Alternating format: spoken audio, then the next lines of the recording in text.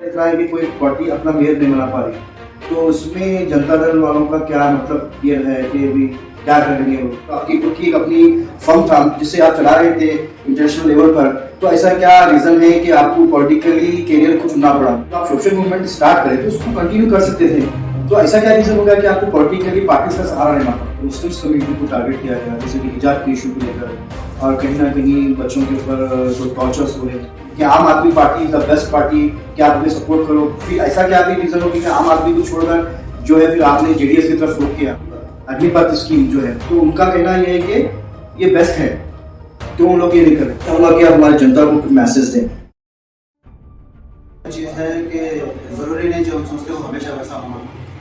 तो खतर से जब मैं यहाँ आया था तो आने के बाद हम लोग सोशल मूवमेंट हम शुरू करें, मैं हमारे दोस्त आसम पटेल साहब, तो यहाँ पे हम लोग नोटिस करें कि यहाँ पे कई सारे मुस्तहिक लोग हैं जिसको आज ज़रूरत है उनको जो गवर्नमेंट के जो बेनिफिट्स आते हैं वो बेनिफिट दिलाने के लिए।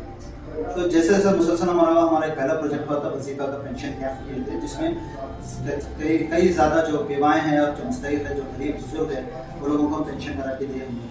वहाँ से एक मोटिवेशन हमारा शुरू हुआ, जब हम देखें उनका दर्द, उनकी दुआएं, उनकी खुशियाँ जब देखने के बाद हम बताए हम ये करेंगे कि क्यों ना हम बिजनेस के साथ साथ ये मूवमेंट, ये सोशल मूवमेंट को भी हम हमारे ज़िंदगी का हिस्सा बनाएं, जहाँ पर जो अल्लाह ताला जो हमारे को एक स्किल दिया, एजुकेशन की जो एक ताकत दिया, वो ताकत से अगर 4 लोगों का फायदा हो रहा, तो इसलिए हम लोग सोशल मूवमेंट स्टार्ट किया। सोशल मूवमेंट सोशल NGO से या फिर पॉलिटिकल विंग से, सोशल मूवमेंट हमारा कंटिन्यू नहीं चल रहा हमारा।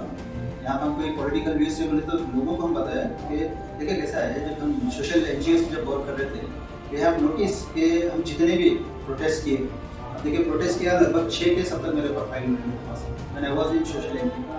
और उसके बाद हम सोशल NGO से जितने भी हम मेमोरेंडम देते, कोई इश्यूज़ के ऊपर देते, तो आज बीजेपी की ये हुकूमत और ये जो आज की जो हालत है, ये हालत में बीजेपी हुकूमत से जितना भी एडमिनिस्ट्रेशन है, डिपार्टमेंट है, कहीं ना कहीं ये लोग भागे में हैं उससे।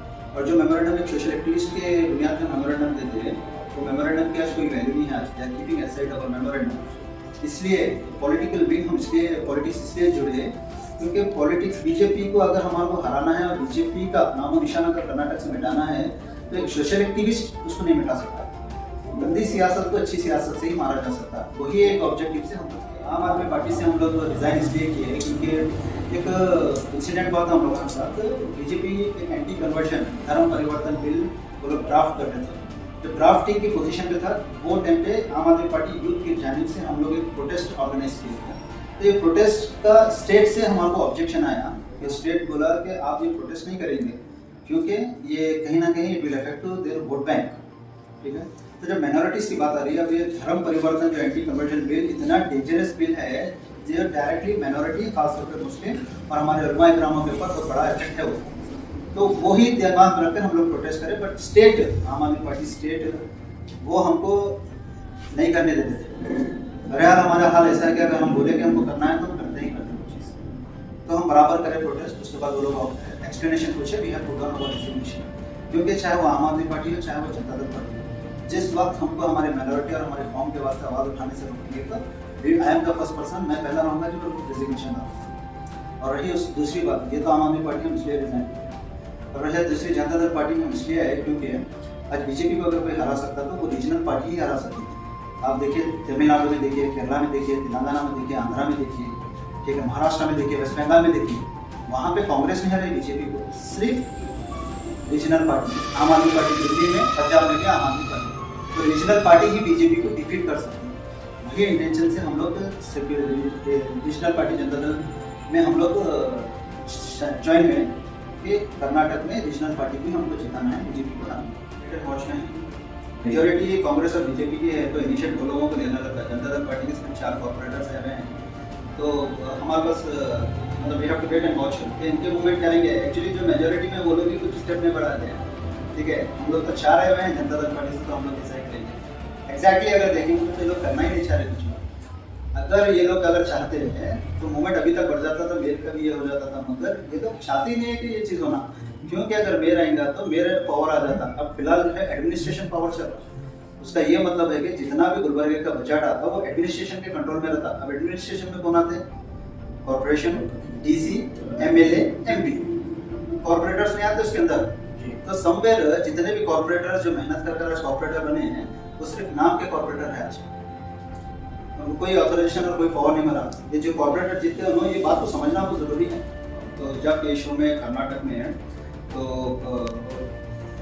कर्नाटक में जेडीएस जनता दल पार्टी एक बाहर जैसी पार्टी है, श्री कुमार स्वामी जो फॉर्मर चीफ मिनिस्टर है, वही सबसे पहले हम लोग आवाज़ उठाए हिजाब के मामले में। और गुलबर्गा भी ये नोटिस किया सर गुलबर्गा के लोग भी कि हिजाब के मामले में पॉलिटिकल बैनर पे, पॉलिटिकल फ्लैग पे अगर कोई करे हिजाब का खंडन तो वो है जनता दल पार्टी। और वहाँ पर जेडीएस की यूथ टीम हर तालुका हर जगह जहाँ पे भी इश्यूज है, यहाँ तक कि यादगीर तक हम जाकर इसके डीसी डिप्टी कमिश्नर से मीटिंग कर वहाँ पर जो भी इश्यूज थे सुलझाव करते रहे। तो जेडीएस हिजाब के मूवमेंट में हमेशा खड़ी रही और हमेशा खड़ी रही। बात अब मस्जिद का जो डिस्क्रिमिनेशन, कास्ट डिस्क्रिमिनेशन हो रहा, देखिए मैं वही तो मैं बताना चाह रहा हूँ कि बीजेपी आने की वजह से ये लोगों को ताकत मिली, जो हिंदुत्व विंग्स है ऑर्गेनाइजेशन है, इनको ताकत मिली, पॉलिटिकली इन्फ्लुएंस से ताकत मिली। तो अगर हिंदुत्व को अगर हराना है तो पहले बीजेपी को हराना बहुत जरूरी है। अगर ये बीजेपी अगर नहीं हारेंगे तो ये लोग और स्ट्रांग होते हैं। अब बीजेपी को हराने के वास्ते कांग्रेस नहीं हरा सकती आज कर्नाटक में, उसको जेडीएस ही हरा सकती है। और रही बात कांग्रेस की, जो आप ये बोले, कांग्रेस देखिए कांग्रेस सिर्फ नाम का सेक्युलरिज्म है कांग्रेस, ठीक है। उन्हें फॉर नेम से क्या हम बताते थे हम सेक्युलर है। हिजाब के मामले में आवाज उठाए, उनके जो प्रेसिडेंट है वो कांग्रेस प्रेसिडेंट क्लियरली टोल्ड कि हिजाब के इसमें कोई आवाज नहीं रहेगा, कोई बात नहीं। But where as in Janata Dal HD Kumar स्वामी पूरे वॉलंटियर्स पूरी टीम को बोले कि हिजाब किस पे करना होगा, उस पर बात करो और सपोर्ट करो, ठीक है। फर्क देखें यहाँ तो नाम के सेक्युलर है वो लोग, काम के सेक्युलर नहीं है वो लोग, खाली Muslim is vote bank for Congress. ये हमारी आवाम को समझना बहुत जरूरी है ये बात इस पर। और तीसरी जो अग्निपथ की स्कीम की जो बात कर रहे हैं, आप अगर गौर करेंगे बोले तो गुलबर्गा, शायद कर्नाटक में गुलबर्गा में हम लोग ही जनता दल वाले हैं जो पहले ये चीज को कंडेम करें कि यूथ टीम की तरफ से अग्निपथ स्कीम को कंडेम करते हैं, क्योंकि ये यूथ के करियर के साथ खेलने वाली स्कीम है। 4 साल की नौकरी है, उसके बाद वो लोग after 4 years they provide some loan और सेल्फ एम्प्लॉयमेंट को प्रोग्राम करेंगे।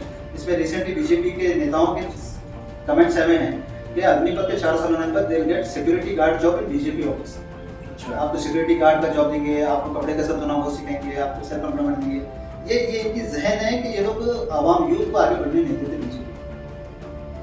तो कहीं ना कहीं ये यूथ के करियर से खेलने वाली स्कीम है, इसलिए हम लोग पहले ही कंडेम करें और बराबर हम स्टैंड करें। गुलबर्गा के आवाम को ये कहना चाहता हूँ कि असेंबली इलेक्शन आने वाले हैं। ये असेंबली इलेक्शन ही एक ऐसे इलेक्शन है जहाँ पर हम और हमारे बच्चों के मुस्तकबिल बना सकते हैं, संवार सकते हैं या बिगाड़ सकते हैं हम लोग।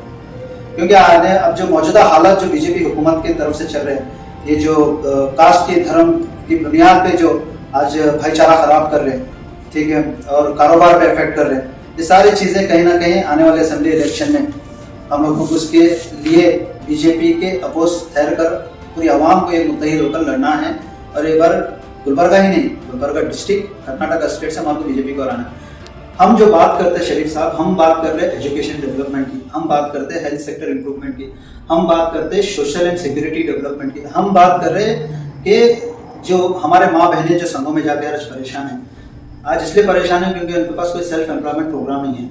मौजूदा हालात में इलेक्टेड रिप्रेजेंटेटिव के जो 4 साल गुजरे, 4 साल में एक भी सेल्फ एम्प्लॉयमेंट प्रोग्राम वो लोग औरतों को लगा के नहीं दिए। आज हमारे बच्चे एजुकेशन में पीछे होते जा रहे हैं, आज हमारे बच्चों को बेरोजगारी नहीं है। गुलबर्गे में इंडस्ट्रीज क्यों नहीं है, गुलबर्गे में फैक्ट्रीज क्यों नहीं है? जब सवाल पूछेंगे तो बोलेंगे कि गुलबर्गे में पानी की किल्लत है, मगर सॉफ्टवेयर कंपनी के लिए पानी की जरूरत नहीं है यहाँ पे। Now we have railway, now we have airport also. तो हम ये चाह रहे हैं कि भाई आने वाले वक्त में कांग्रेस और बीजेपी को यहाँ से हरा के जनता दल पार्टी को लेकर आना है। और जितने भी हम बता रहे हैं हेल्थ सेक्टर इंप्रूवमेंट की, एजुकेशन डेवलपमेंट की, सेल्फ एम्प्लॉयमेंट की, रोजगारी की, बच्चों को नौकरियां दिलाने की, गुलबर्गे में इंडस्ट्रीज लाने की, इंडस्ट्रीज डेवलपमेंट, फैक्ट्री डेवलपमेंट, ये सब लाने की, ये सब चीज़ें जनता दल के बैनर पे ही होंगी। क्योंकि पिछले कई सालों से कांग्रेस देखते आए हुए हैं, लोग देखते आए हुए हैं कि कांग्रेस का मूवमेंट क्या हो।